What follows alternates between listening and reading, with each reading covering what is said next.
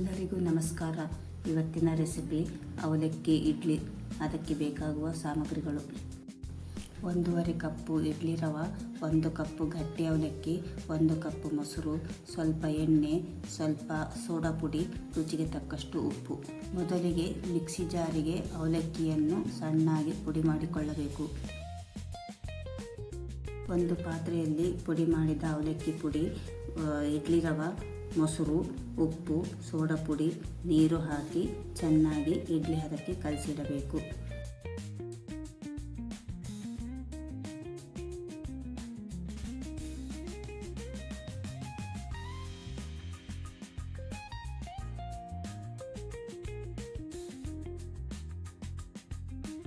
ಕಲಿಸಿದ ಹಿಟ್ಟನ್ನು 15 ರಿಂದ 20 ನಿಮಿಷದವರೆಗೆ ನೆನೆಯಲು ಬಿಡಬೇಕು. ನಂತರ ಇಡ್ಲಿ ಪ್ಲೇಟಿಗೆ ಎಣ್ಣೆ ಹಚ್ಚಿ ಇಡ್ಲಿ ಹಿಟ್ಟನ್ನು ಹಾಕಿ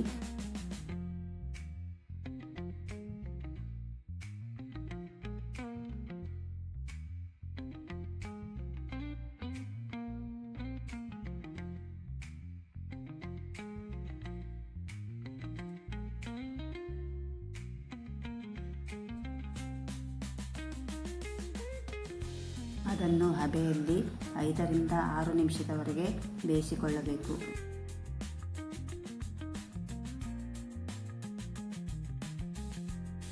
ನಂತರ ಒಂದು ಪ್ಲೇಟಿಗೆ ತೆಗೆದುಕೊಳ್ಳಬೇಕು.